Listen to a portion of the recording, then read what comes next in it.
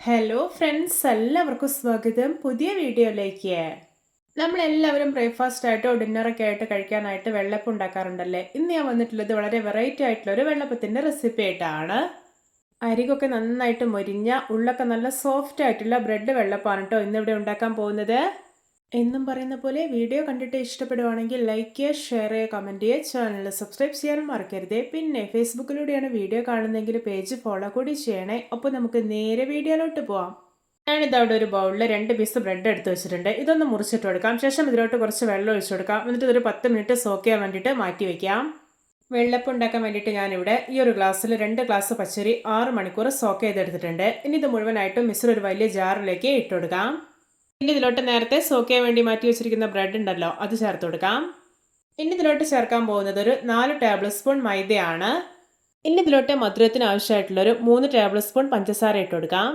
ഇതിലോട്ട് ഒരു 3/4 teaspoon baking സോഡയാണ് ഇട്ട് കൊടുക്കുന്നത്. ഇനി ഇതിലോട്ട് ഒരു ഗ്ലാസ് തേങ്ങാവെള്ളം ഒഴിച്ചു കൊടുക്കാം. എന്നിട്ട് നല്ല സ്മൂത്ത് ആയിട്ടൊന്ന് അരച്ചെടുക്കാം. ഇപ്പോൾ ഇത് നല്ല സ്മൂത്തായി തന്നെ അരച്ചെടുത്തിട്ടുണ്ട്. ഇനി ഇതൊരു ബൗളിലേക്ക് മാറ്റി കൊടുക്കാം.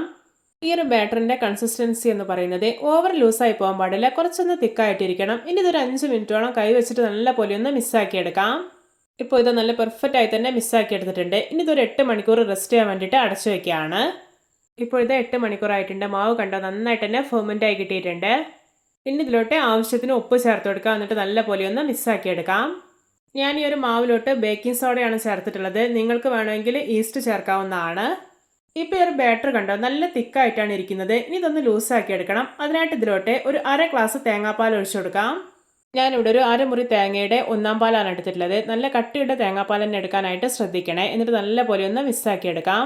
ഇപ്പോൾ ഇതാ ബാറ്റർ ഇവിടെ പെർഫെക്റ്റ് ആയിട്ട് മിസ്സാക്കി എടുത്തിട്ടുണ്ട്. ഇനി പെട്ടെന്ന് തന്നെ വെള്ളപ്പം ഉണ്ടാക്കിയെടുക്കാം. അതിനായിട്ട് ഞാനിവിടെ ഒരു കടായി നന്നായിട്ട് ചൂടാക്കി എടുത്തിട്ടുണ്ട്. ഇനി ഇതിലോട്ട് കുറച്ച് എണ്ണ സ്പ്രെഡാക്കി കൊടുക്കാം. ഇനി ഇതിലോട്ട് 1/2 തവി മാവ് ഒഴിച്ചു കൊടുക്കാം. എന്നിട്ടൊന്ന് ചുറ്റിച്ചെടുക്കാം. ഇനി ഇത് അടച്ചു വെക്കാം. എന്നിട്ട് ഒരു മീഡിയം ഫ്ലെയിമിൽ വെച്ചിട്ട് കുക്ക് ചെയ്തെടുക്കാം. വെള്ളപ്പം എന്തായെന്ന് തുറന്നു നോക്കുകയാണ്. കണ്ടോ അരികെല്ലാം നന്നായിട്ട് മൊരിഞ്ഞ് നല്ല പെർഫെക്റ്റ് ആയി തന്നെ കുക്കായി കിട്ടിയിട്ടുണ്ട്. ഇനി ഇത് കടായിൽ നിന്ന് എടുത്തു മാറ്റാവുന്നതാണ്.